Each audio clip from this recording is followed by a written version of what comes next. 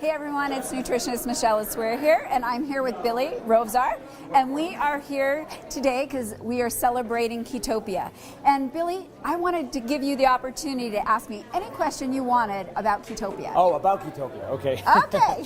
So, okay, Michelle, first of all, congratulations on this. The new flavor is amazing. I've had experiences with everybody with this product. It's insane. It's amazing. The world needs this product. So here's, one of my questions is this. When you talk about ketosis, you always get a little pushback sometimes from doctors. They don't understand it.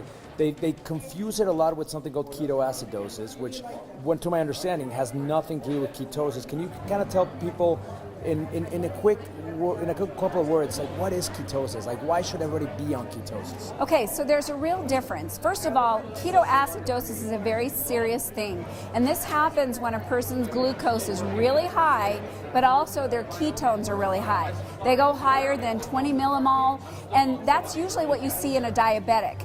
It's because their pancreas is not working properly.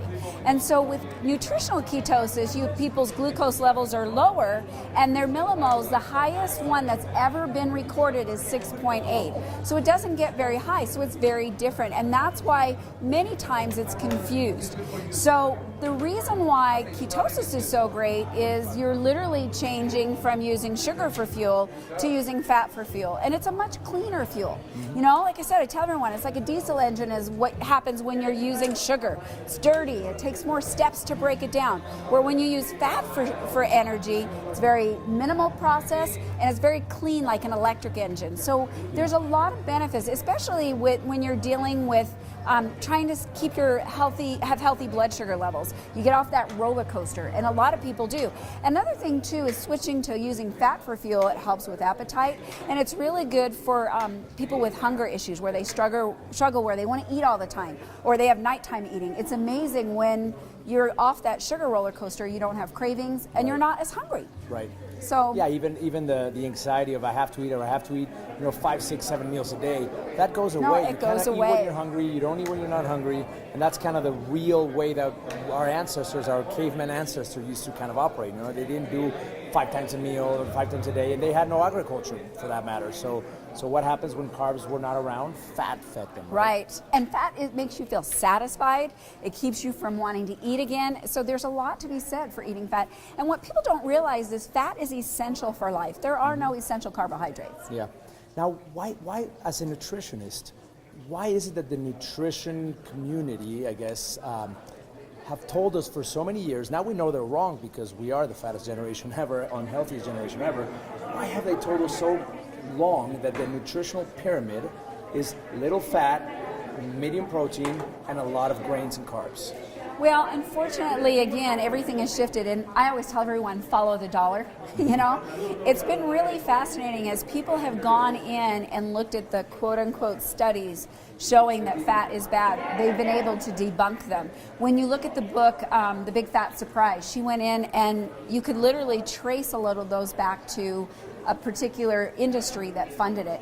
Even you go back into the 1960s, Monsanto was coming out with their soy and their corn oils, and so they had to demonize saturated fats and everything to get people to buy those things. What they didn't tell you though is they're high in omega-6s, which cause inflammation in your body, versus when you look at omega-3s that decrease inflammation. And that's why many doctors are prescribing for high cholesterol levels. They actually have a drug that is basically an omega-3, and that helps reduce people's cholesterol levels. So again, they're finding that what we thought years ago was bad is not the case. If people would have taken the time to follow the dollar, they would have found it different. And even going back 30 years ago, we didn't have the obesity, we didn't have a lot of things we see today. So you can see that when we were eating saturated fats and we were eating these things, we weren't as hungry, we weren't as fat. And even going back to the grains, I mean the grains today, because they've genetically modified them so much, they're high in gliadins, so that stimulates your appetite, so you're gonna be more hungry. They're higher in glucose, so they have more sugar, and that's going to make you fat. And then, of course, our body doesn't recognize genetically modified things, grains, like they do, and they have very, very low protein and nutritional value. So, no, carbs aren't good, and again, they're not essential for life. They're not. Tell me something about protein. Protein is an interesting conversation. We talk about ketosis. as a ketogenic, I guess, pie chart, low carb pie chart, it says 70% fats, 25%, some give or take, but 25% protein, 5% carbs. Now, what happens if someone takes too much protein or too little fats? What happens to the ketogenic lifestyle, and what happens to Ketopia when that happens? Well, what happens is what you go into when you get your protein too high is it goes into what's called glucogenesis, where the body actually is taking the protein and converting it to sugar. When that happens, it's going to kick you out of ketosis. And so that's not good. Another thing is, and you see this in an Atkins program, is they have high protein, high fat, is they're always on the edge of ketosis. They're never truly in deep ketosis. Well, that keeps you from being what's called keto adaptive. And the reason why those things are bad is ketones can be hard on the kidneys. When you become keto adaptive by having the fat where it's supposed to be high enough, you don't have ketones in your urine. You don't see it because the body is using all those ketones for energy. But when you're just sitting on the edge, you're not really a sugar burner and you're not a fat burner. You're sitting in on the fence, and that accomplishes nothing.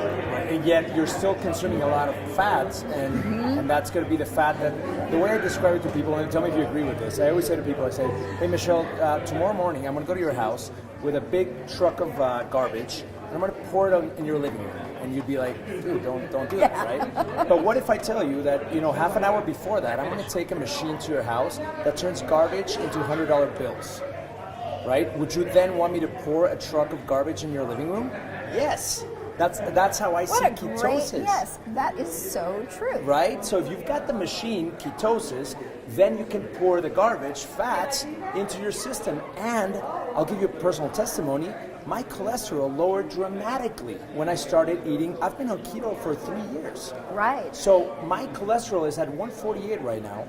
And there's not a day goes by that I don't have coffee with butter and MCT oil, bacon, they're gonna outlaw bacon in 5 minutes, and avocado and all these great things. It's a fun diet, guys. So I love it. To me, it's like those are all the things I crave and like anyways. Is all these fat things. I know you're just like, this is so awesome. Yeah. It's crazy. I totally agree with you on that. And what a great analogy. I love it. I'll have to use that. Yeah, it's all yours. Well, thank you, Michelle, for your time, and this is so important. I mean, this will be subtitled. If you're watching this, it'll have subtitles right here, and it's so important that the information that you have and your expertise and all your background, is backing up a product like this. Well, what's cool about this drink, though, guys, is not only does it taste delicious now and you want to drink it go like crazy, but if you do go to an event where you're going to have some carbohydrates or something, this is your little get out of jail free card where it's going to kick you back into ketosis very quickly, and you just continue on your program. So you have those fun days where you can kind of play with your carbs. You also, by drinking the drink, you can sometimes increase your carbs a little bit and still stay in ketosis. So maybe you want to do some sushi or something. Yeah, you want to do. You're good. Sushi with some rice. Right. It's going to keep you there and make sure you stay in ketosis. Amazing, Michelle. Thank you so much for your information. Thank you.